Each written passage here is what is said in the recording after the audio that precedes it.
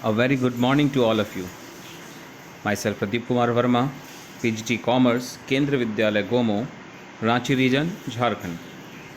Today I am going to discuss with you a very important and very easiest topic from the chapter Fundamental of Partnership Firm, that is Guarantee of Minimum Profit.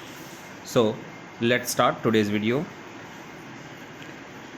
तो सबसे पहले आज हम ये सीखेंगे कि जो हमारे गारंटी का टॉपिक होता है वो कितने तरह के गारंटी में डिवाइडेड है. That means we are going to discuss the types of guarantee.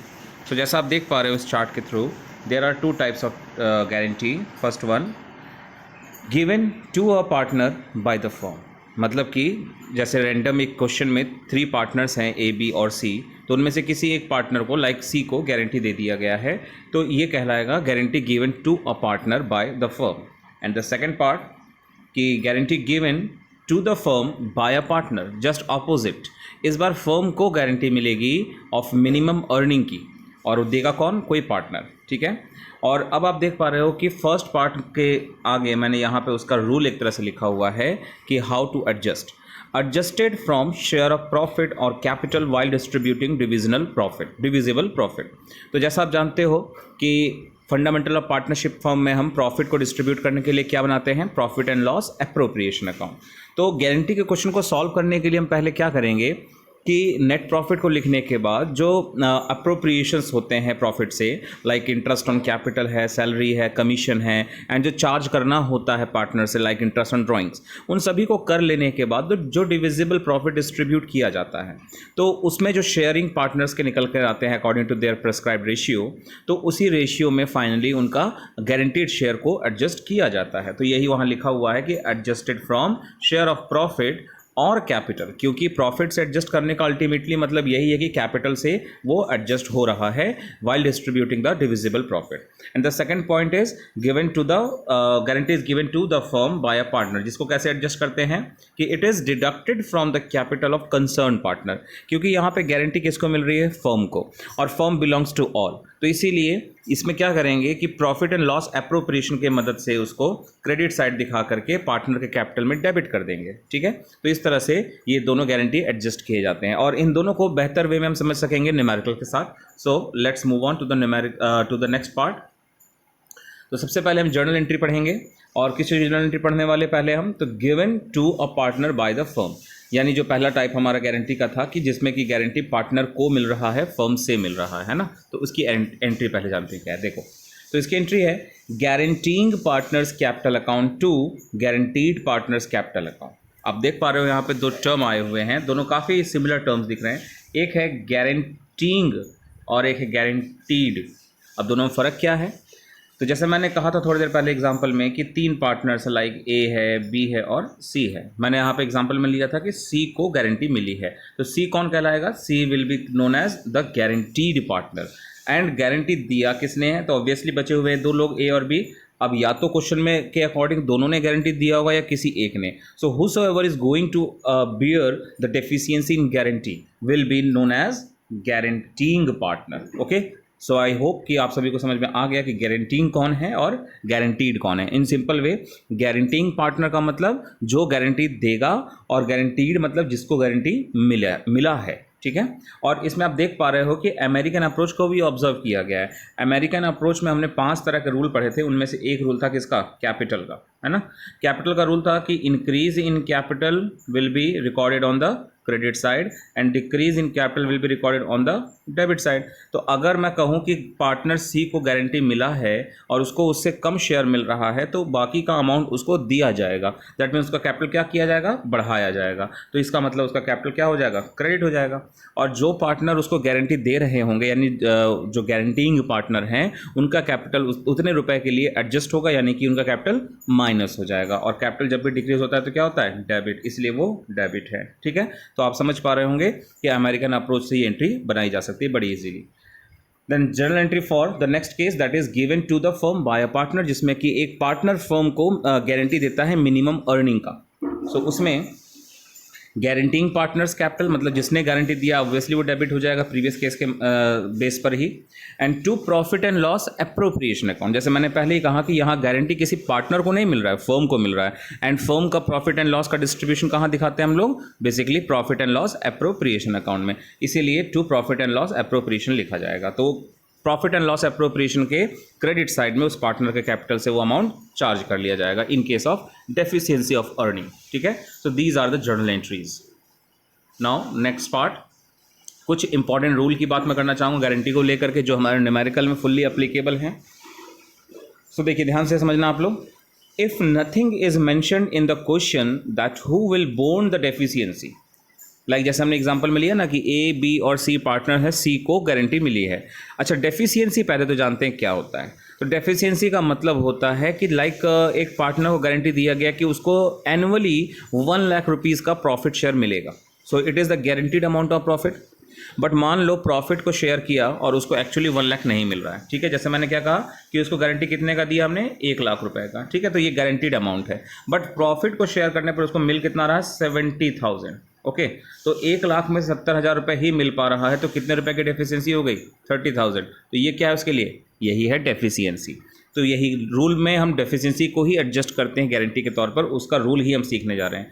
तो लिखा है कि अगर क्वेश्चन में नहीं बताया गया कि who will borne the deficiency if any the amount of guarantee of minimum profit, then the deficiency will be borne by the other partners in their remaining ratio. Now अब मैं आपको एक रेशियो भी लेकर समझा देता हूँ, जैसे कि मैंने अभी एग्जाम्पल में बार बार नाम लिया 3 लोगों का ABC। अब मान लो इनका रेशियो है 5, 3 और 2। तो गारंटी मैंने कहा था कि इसको मिला है C को, तो रिमेनिंग या अदर पार्टनर्स कौन हो गए, A और B।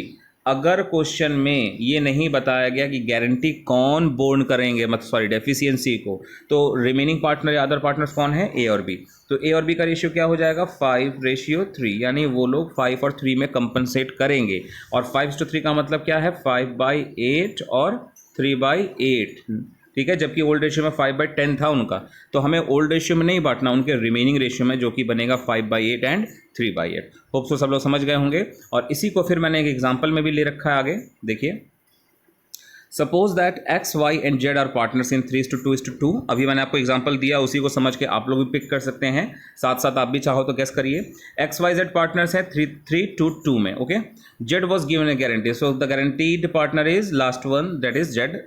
और लिखा है आगे कि मिनिमम प्रॉफिट ऑफ गारंटी होगा कितना, 1 lakh rupees in case of any deficiency. अब डेफिशिएंसी होगा अगर, तो in the given guarantee it will be borne by XY in 3:2। याद रखना है, ये जो मैंने बात कही है ये हमेशा के लिए नहीं है।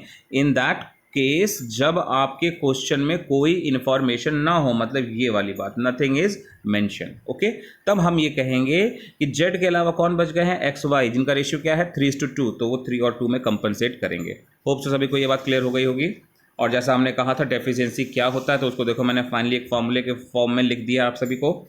Deficiency is equal to guaranteed share minus actual share. Okay, so ये सारी बातें आपको न्यूमेरिकल में बहुत हेल्प आएंगी, याद रखना आप सभी को। चलिए आइए जानते हैं वो केसेस, वेरियस केसेस जिससे हमारा पूरा टॉपिक बना हुआ है, that is various cases of guarantee. Case 1, when actual share is more than the guaranteed share. अब एक्चुअली इसमें देखा जाए तो एक्चुअल शेयर ज़्यादा हो रहा है गारंटीड शेयर, तो यहाँ तो डेफिशिएंसी होगा ही नहीं, तो यानी ये तो गारंटी का क्वेश्चन बना ही नहीं। बट वी नो दैट कि जब हमारे एग्जाम में क्वेश्चन आते हैं तो ऐसा ज़रूरी नहीं है कि उसमें गारंटी के लिए डेफिशिएंसी दे ही दिया जाए। क्या करते हैं कभी कभार प्रैक्टिस के लिए, हमें बुक में भी ऐसे क्वेश्चन मिल जाएंगे कि क्वेश्चन में गारंटी का पूरा स्टेटमेंट दे देंगे कि गारंटी किसको मिला है, कितने का मिला है, डेफिशिएंसी होगा तो कौन बियर करेगा, और लास्ट में ऐसा डेटा बनाया जाता है कि क्वेश्चन में डेफिशिएंसी निकलता ही नहीं है। तो ऐसे कैसे बच्चे कंफ्यूज जाते हैं कि हम गलत कर रहे हैं कुछ। तो यहाँ पे कॉन्फिडेंस रखो आप कि गारंटी के टॉपिक में सबसे पहला केस तो हम यही मानकर चले कि जिसमें एक्चुअल शेयर ज़्यादा होगा और गारंटीड शेयर्स कम होगा, यानी डेफिशिएंसी आएगा ही नहीं। तो इसमें हमें कुछ नहीं करना है, नॉर्मल शेयर करके छोड़ देना है। ओके, दैट्स वाई मैंने इसको पहले केस के तौर पर लिखा है। मेनली गारंटी शुरू यहां से होता है केस नंबर 2 से। When actual share is less than the guaranteed share, जब एक्चुअल शेयर आपका कम होगा गारंटीड शेयर से, तो ऑब्वियसली उसमें डेफिशिएंसी आएगा। और गारंटी का बेसिकली मतलब भी होता है डेफिशिएंसी से ही। सीधी सी बात है, देखो मैं आपको प्रैक्टिकल लाइफ का एग्जांपल लेके बताता हूं। लाइक आपने एक इलेक्ट्रिक बल्ब खरीदा, ठीक है, दुकानदार ने आपसे कहा कि 1 साल की गारंटी है उसकी। अब आप बताओ, अगर 1 साल से पहले उसका वर्किंग खराब हो जाता है, बल्ब फ्यूज हो जाता है, वर्क नहीं करता प्रॉपरली, या उसका ब्राइटनेस कम हो जाता है, तो आप दुकानदार के पास लेके जाओगे कि नहीं? या तो वो रिपेयर करा कर देगा, या तो आपको रिप्लेस कर देगा, क्योंकि 1 साल का वारंटी पीरियड है उसका, या गारंटी पीरियड जैसा आप कह लो, है ना। तो ये तो हो गया 1 साल के अंदर, अगर वो मतलब 1 साल कंप्लीटली वर्क नहीं कर पाया, लेस देन 1 ईयर वर्क करता है, तो आप उसको रिप्लेस करवाते हैं। लेकिन अगर 1 साल के बाद अगर वो खराब होगा, तो क्या दुकानदार तब भी वापस करेगा? नहीं करेगा। तो डेफिशिएंसी जब आएगी तभी गारंटी के सारे रूल्स लागू होंगे। Is it clear now? So case number 2 में देखते हैं अब क्या है। पहला है deficiency borne by any one partner, यानी डेफिशिएंसी कोई एक पार्टनर बोर्न करेगा। ये अपने मन से हम नहीं मान सकते हैं, that will be clearly written in the question, that is according to the terms of deed. Then the next, deficiency borne by more than one partner in any specific ratio. जब जब स्पेसिफिक बातें आएंगी, either ratio और the name of partner, that clearly means that कि it is according to the terms of deed, that means clearly given in the question. So case B भी question में लिखा होगा। Then case C, deficiency borne by more than one partner in their existing ratio. तो ये तो वो बात हो गई जिसमें ना लिखा हो तो हम लोग एज्यूम कर सकते हैं, है ना। Now case number 3, when there is a loss in case of minimum guarantee, the most important of the lot। ये वाला केस सबसे इंपॉर्टेंट है, हमारे बोर्ड एग्जाम में आ भी चुका है एक बार, कि जब क्वेश्चन में गारंटी किसी पार्टनर को दिया जाए लेकिन फर्म को बाय चांस लॉस हो गया, इन केस कैसे सॉल्व करेंगे उसको, तो वो भी हम सीखेंगे, डोंट वरी।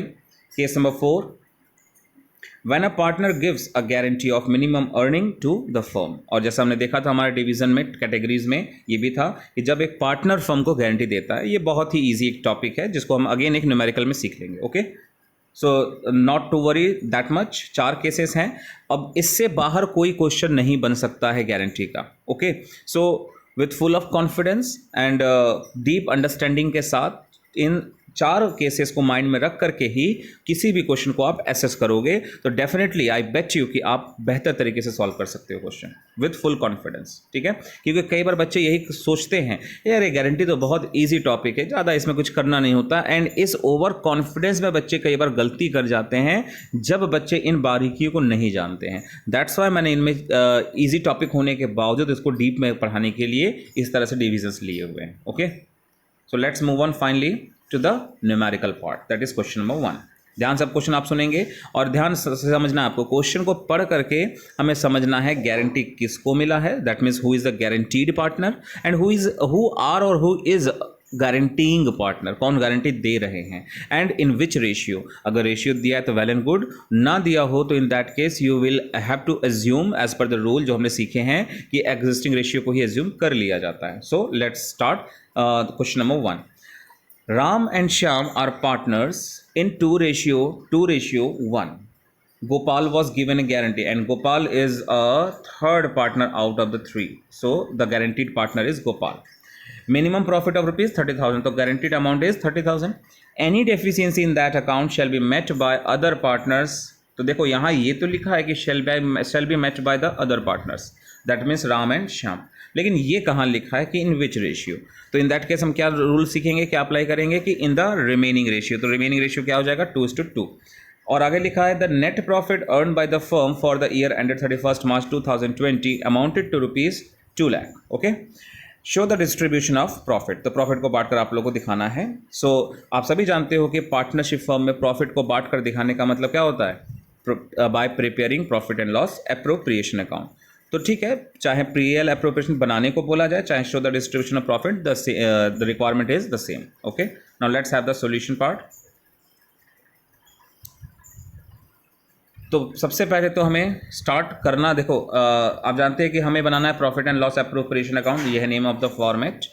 और उसके बाद आता है आपका डेट, जो क्वेश्चन में दिया था 31 मार्च 2020, एंड देन सबसे पहला स्टेप है by profit and loss account. ठीक है, मैं अब क्योंकि ये पीपीटी है तो एक साथ सारा सोल्यूशन आपके सामने आ चुका है, बट हम स्टेप बाय स्टेप सॉल्व करते हैं। तो सबसे पहले कहाँ से, क्रेडिट साइड से by profit and loss account net profit, जो कितना था 2 लाख।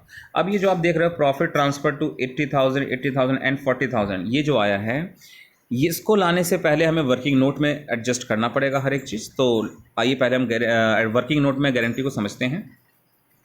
तो देख सकते हो आप लिखा हुआ है deficiency is equal to guaranteed shares minus actual share. No deficiency, इस केस में कोई डेफिशिएंसी हुआ नहीं है। तो देखिए कैसे ऐसा बोल सकते हैं हम। तो सबसे पहली बात तो ये कि नेट प्रॉफिट हमारा कितना, 2 लाख। अब इस क्वेश्चन में ना इंटरेस्ट ऑन कैपिटल है, ना इंटरेस्ट ऑन ड्राइंग्स है, ना ही सैलरी है, कोई कमीशन कुछ नहीं है, तो डेफिनेटली हम इसी 2 लाख को बांटेंगे। अब जो इनका रेशियो था 2:1, तो पहले इसको बांट लेंगे। जब कुछ और नहीं करना है तो इनके रेशियो में पहले बांट लेंगे। तो इससे कितना आएगा, यही आएगा 80, 80 और 40, ठीक है। अब गारंटी के क्वेश्चन में डायरेक्ट हम लोग उसको वहाँ नहीं लिखते हैं, पहले कंफर्म करते हैं कि is there any case of deficiency. तो देखो आप ध्यान से, गोपाल को कितना मिल रहा है फिलहाल 40,000 और गारंटीड अमाउंट कितना था उसका 30,000, ठीक है। तो इसका मतलब कि गारंटीड वैल्यू तो उसकी ऑलरेडी जितनी थी उससे ज़्यादा ही उसको एक्चुअली मिल रहा है ना, तो इसीलिए इस केस में कोई डेफिशिएंसी नहीं है, तो there is no need to adjust the share of profit. That's why directly profit को बांट कर लिख दिया गया and this is the solution of this case. So ये हमारे जो पहला केस था गारंटीड के वेरियस क्वेश्चंस में से उन्हीं का एक एग्जाम्पल था। Okay, now let's move on to the next case, next question. A, B and C are partners in 5:3:4. B was given a guarantee. So again हमने पहचान लिया कि guaranteed partner कौन, B।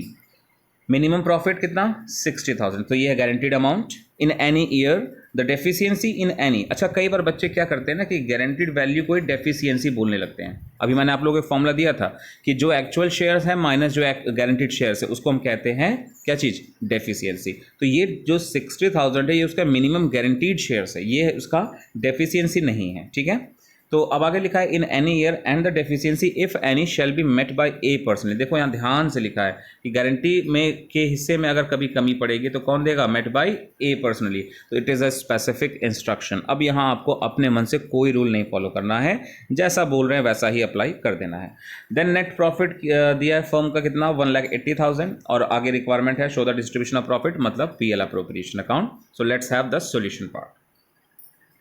Profit and loss appropriation account as always for the year ended 31st March 2019 as given in the question.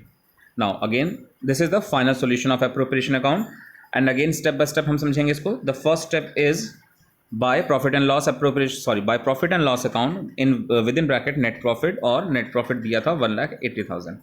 अब ये जो फिर एक बार देख पा रहे हो आप 60, 60 और 60, तो डायरेक्ट हम उसको नहीं लिखेंगे यहाँ पर, पहले हम चेक करेंगे कि डेफिशिएंसी का कोई केस है कि नहीं है, और अगर है तो पहले उसको अकॉर्डिंग टू इन्फॉर्मेशन एडजस्ट करेंगे। फाइनली जो फाइनल शेयर आएगा वो यहाँ पर लिखा जाएगा and that will be done in the working note. So let's have the working note. देखिए मैंने आपको एक टेबुलर फॉर्म में प्रेजेंट करने की कोशिश की है क्योंकि ऑलवेज अकाउंटेंसी डिमांड करता है एक neat and clean presentation. So this is the best way to present the adjustment और वर्किंग नोट ऑफ गारंटी और डेफिशिएंसी, ठीक है। तो देखो सबसे पहले मैंने एक कॉलम बना रखा है पार्टनर्स का, देन उनका रेशियो, फिर एक्चुअल शेयर जो उनका बन रहा है and then adjustment of deficiency and then final profit share. Okay, अब इसको अगर अप्लाई करते हैं तो देखिए पार्टनर्स कौन कौन है, ए है, बी है और सी है। So these are the names of partners. Then ratio question में दिया था 5, 3 एंड 4। ओके, रेशियो जैसा था वैसे हमने लिख दिया है। नाउ इसी रेशियो में इसको हम पहले बांट लेंगे तो क्या आ जाएगा, एक्चुअल शेयर। तो 5, 3, 4 बांटने पर आया 75,000, 45,000 एंड 60,000, ठीक है। जबकि हम जानते हैं कि इसी एक्चुअल को हम जनरली यहाँ लिखते हैं, लेकिन गारंटी के क्वेश्चन में जब डेफिशिएंसी होने लगे तब वो वहाँ नहीं आ सकता। क्लियर। तो देखो अब एक्चुअल शेयर आने के बाद अब हम एडजस्टमेंट करेंगे। तो गारंटीड को एडजस्ट कैसे करते हैं, जिसको गारंटी मिला है उसमें डेफिशिएंसी को जोड़ देना है। तो गारंटी किसको मिला था, तो गारंटी मिला था बी को, कितने का मिला था, वो था 60,000। तो 45,000 उसको एक्चुअली मिला और गारंटीड शेयर है उसका 60,000। दैट मीन्स डेफिशिएंसी बन गया कितना, 15,000। तो इसीलिए उसमें जोड़ दिया गया, आप देख पा रहे हो, प्लस 15,000 एंड फाइनली उसका शेयर कितना हो गया 60,000। अब ये गारंटी कौन पूरा करेगा, सॉरी डेफिशिएंसी कौन पूरा करेगा, तो क्वेश्चन में क्लियरली लिखा था पर्सनली ए, तो ए देगा, तो इसलिए ए में से माइनस हो जाएगा कितना 15,000 और ए का फाइनल अमाउंट बन गया 75,000 minus 15,000 that is 60,000। So finally आप देख पा रहे हैं कि जो एक्चुअल शेयर हम लिखेंगे PL अप्रोप्रिएशन में वो कौन सा है, फाइनल प्रॉफिट शेयर, जो कैसे आ रहा है, actual share minus adjustment of deficiency that is either plus और माइनस। तो देखो अब ध्यान से, फाइनली ए में आप देख रहे हो कि ए का शेयर 75 था, -15 हुआ डेफिशिएंसी का अमाउंट, और फाइनल शेयर हो गया 60,000, जो आप देख रहे हो कि वहाँ पीएल अप्रोप्रिएशन के डेबिट में दिख रहा है आपको। ऐसे ही बी में 45,000 था, एडजस्टमेंट हुआ, डेफिशिएंसी प्लस हुआ और आ गया 60,000, वो भी वहाँ आ गया। एंड सी का इसमें कोई इन्वॉल्वमेंट नहीं था, तो सी डायरेक्टली जैसे था 60,000 वैसे ही एज इट इज़ लिख दिया गया। So this is how we can show the presentation part, that is working note of deficiency adjustment. ठीक है, now let's have third case or third question for today. X, Y and Z are partners in 3:2:1. Z was given a guarantee of minimum profit. तो again guaranteed partner है Z, minimum profit of guarantee is 20,000 and any deficiency arisen in that account shall be met by X and Y in 5:4. तो देखो remaining partner तो X Y है, ठीक है, but उनका remaining ratio 3:2 था, लेकिन गारंटी के लिए उन्होंने बताया कि किस रेशियो में करेंगे, 5:4 में। तो यहाँ पर स्पेसिफिक इन्फॉर्मेशन है, यहाँ पर आपको फिर अपना कोई रूल नहीं फॉलो करना।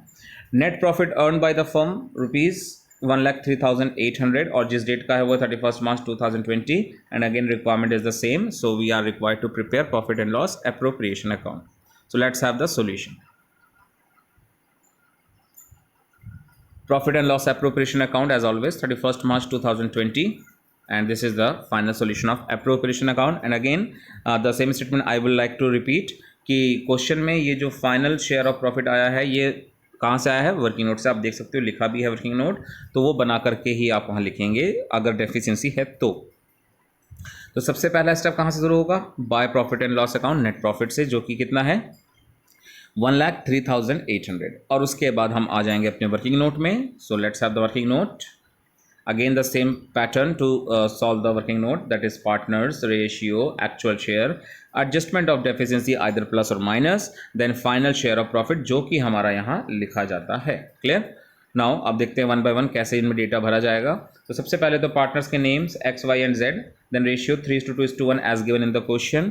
देन आपको इसी को, क्योंकि और कुछ क्वेश्चन में है नहीं, ना ही इंटरेस्ट ऑन कैपिटल है, ना सैलरी वगैरह वगैरह, लेकिन हाँ ये बता देना चाहूँगा कि अगर क्वेश्चन में इंटरेस्ट ऑन कैपिटल होगा, सैलरी होगा, कमीशन होगा, तो सबसे पहले आप उसको लिख लेना, फिर जो डिविजिबल प्रॉफिट आएगा उसको यहाँ पर एक्चुअल शेयर के तौर पर बांट लेना पहले, जैसे नॉर्मली हम बांटना जानते हैं वैसे ही बिल्कुल। ठीक है, तो 3:1 में बांटने पर आ रहा है 51,900, 34,600 एंड 17,300। ये हो गया इनका अब तक का एक्चुअल शेयर। नाउ किसको गारंटी मिला था, तो गारंटी मिला था Z को, कितने का, 20,000 रुपीज़ का, और उसको मिल कितना आ रहा है 17,300। तो अब बताओ इसमें डेफिशिएंसी हुआ कि नहीं हुआ, तो हुआ है डेफिशिएंसी, और कितने रुपए का हुआ है 2,700 का। तो देख सकते हो आप यहाँ पर प्लस किया गया उसमें 2,700, एंड जिससे फाइनली उसकी वैल्यू कितनी हो गई है 20,000, है ना। तो इस तरह से उसमें गारंटी का अमाउंट एडजस्ट हो चुका है, देख पा रहे हो आप। एंड नाउ ये जो डेफिशिएंसी का 2,700 रुपीज़ है, ये वाला अमाउंट, इसको कौन पूरा करने वाला है, तो जैसा क्वेश्चन में लिखा था कि इसको XY ही करेंगे, और एक रेशियो सजेस्ट किया था 5:4, तो इसीलिए उसी रेशियो में इसको बांट देंगे, एंड जिससे आएगा 1,500 और 1,200। और अब जानते हो कि जो गारंटी देता है उसका शेयर माइनस हो जाता है, तो इसलिए इनमें से माइनस हो गया है। And finally actual share minus adjustment और plus adjustment, that will become the final share. तो 51,900 minus 1,500, that will become 50,400। 34,600 minus 1,200 will become 33,400, and obviously Z में तो भाई 20,000 पूरा हो ही जाएगा। तो finally these final share of profits will be recorded here. Okay, so that's how the deficiency adjusted from the profits.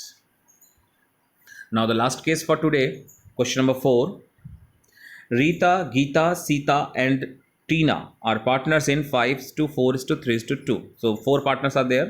Tina was given a guarantee. Again, the last partner will have the guarantee and minimum profit of rupees 25,000 in any year.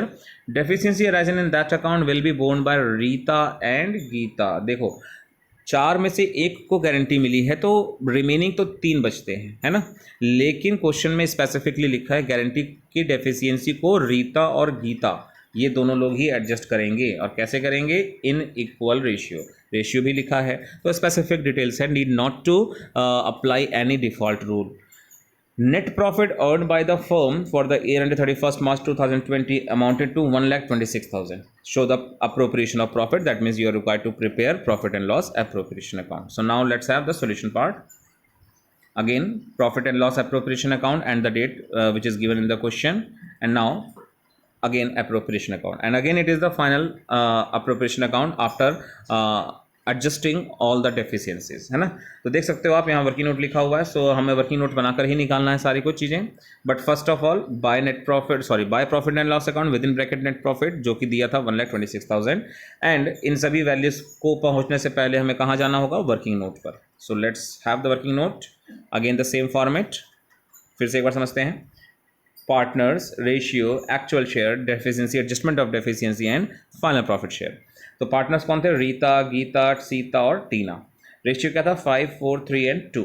तो सबसे पहले तो हम यही जानते हैं कि भाई नेट प्रॉफिट था 1,26,000, फिर से कोई interest on capital, salary, commission सब कुछ नहीं है, तो दैट मीन्स हम इसी को बांटेंगे एज एक्चुअल शेयर, और रेशियो में अप्लाई करके बांट दिया हमने, तो क्या क्या आ गया, 45,000, 36,000, 27,000 एंड 18,000। ठीक है, तो ये हो गया हमारा deficiency, sorry actual share. Now बात करते हैं डेफिशिएंसी किसको होने वाली है और कौन पूरा करेगा। तो as informed in the question, guarantee किसको दिया था, टीना को, और कितने का, 25,000 का। तो गारंटी अगर टीना को 25 का मिला है और उसको एक्चुअली मिल रहा है कितना, 18,000, दैट मीन्स डेफिशिएंसी कितनी हो जाएगी, 7,000। ठीक है, तो उसमें प्लस हो जाएगा 7,000 एंड इट विल बिकम कितना, 25,000 हो गया। तो इस तरह से आप देख पा रहे हो कि टीना का शेयर 18,000 था एक्चुअल, डेफिशिएंसी को एडजस्ट करने के बाद वो हो गया 25,000। नाउ 7,000 के इस डेफिशिएंसी को पूरा कौन करेगा, तो जैसा कि हमने पढ़ा था क्वेश्चन में कि रीता और गीता एडजस्ट करेंगे इन इक्वल प्रपोर्शन। नाउ 7,000 के डेफिशिएंसी को इक्वली बांटने पर जो आएगा वो ये रहा आपके सामने, और जैसा हम जानते हैं कि डेफिशिएंसी जिसको देना है यानी गारंटीइंग पार्टनर, उनमें से माइनस हो जाता है, सो माइनस हो गया। And finally actual share then plus minus deficiency is equal to the final share, and जिससे कि आएगा 41,500, 32,500, 27,000 एंड 25,000। ठीक है, तो इस तरीके से आपके फाइनल प्रॉफिट्स आ चुके हैं जो आपको यहाँ पर लिखना है debit side finally. Okay, so in this way we have again solve a question of guarantee, and now आपको कुछ प्रैक्टिस पर्पस के लिए रिकैपिचुलेटरी क्वेश्चन मैंने रखे हैं दो। सो द फर्स्ट क्वेश्चन मैं रिपीट कर दे रहा हूँ, पढ़ दे रहा हूँ, ध्यान से सुन लो आप। A, B and C are partners in 4:3:2. Their capital balances on April 1st, 2019 amounted to rupees 3 lakh, 2 lakh and rupees 1 lakh respectively. According to the terms of deed, they are entitled to the following. The first one, interest on capital at the rate 6% per annum. Now, अब आप देख पा रहे हो इसमें interest on capital दिया है, तो there is nothing to worry, because कि अगर इंटरेस्ट ऑन कैपिटल दिया है तो क्या है, पहले हम इंटरेस्ट ऑन कैपिटल निकाल कर डेबिट में लिख देंगे, जैसे हम शुरुआत से करते आते हैं। नेट प्रॉफिट तो ऑब्वियसली क्रेडिट में लिखा ही होगा हमने, इंटरेस्ट ऑन कैपिटल डेबिट में लिख दिया, फिर जो डिफरेंस बचेगा जिसको हम डिविजिबल प्रॉफिट कहते हैं, उसी को बांटते समय हम डेफिशिएंसी का सारा रूल लगा देंगे बस। ठीक है, C was given a guarantee of rupees 24,000 in any year as minimum profit, and any deficiency arising in that account shall be met by other partners in equal ratio. तो specific details दिए हैं, so you need not to apply any default rule. Then net profit earned by the firm for the year ended 31st March 2020 amounted to rupees 1,17,000 and you are required to prepare profit and loss appropriation account. So hope so कि आपको question समझ में आ गया होगा, आप इसको try करें। Now question number 2. P, Q and R are partners in a firm, and according to the terms of deed, first point, profit to be shared as follows. First rupees 50,000 in 2:1. तो profit को बांटने का rule है इनका कि सबसे पहले divisible profit का 50,000 2:1 में बांट लिया जाएगा, and over that amount in equal ratio, मतलब 50,000 जितना भी एक्स्ट्रा निकल कर आएगा उसको इक्वल बांट लेंगे। Then R was given a guarantee of minimum profit of rupees 25,000 in any year, and any deficiency will be borne by P and Q in 2:3. Again आप देख पा रहे हो कि यहाँ स्पेसिफिक डिटेल्स हैं, सो आपको यही चीज़ फॉलो कर लेना है as it is. Net profit earn by the firm amounted to rupees 80,000, और उसके बाद रिक्वायरमेंट वही है। तो आप देख पा रहे हैं कि नेट प्रॉफिट दिया है, ना ही इस बार इंटरेस्ट ऑन कैपिटल है, ना सैलरी, ना कुछ और, तो बस नेट प्रॉफिट को ही बांटोगे आप। तो जैसा बोला गया था 80,000 नेट प्रॉफिट है, 50,000 को बांट दोगे 2:1 में, और ओवर दैट अमाउंट मतलब 30,000 एक्स्ट्रा हो रहा है, 30,000 को इक्वली बांट देंगे। इस तरह से उनका एक्चुअल शेयर निकल कर आएगा, फिर उसमें डेफिशिएंसी का रूल लगा करके एडजस्ट कर लेना वर्किंग नोट में। होप सो आप कर सकते हो इसको अब। सो this is all for today, thanks a lot for listening me, and अगले वीडियो में हम सीखेंगे इसके कुछ hot case difficult parts. Thank you.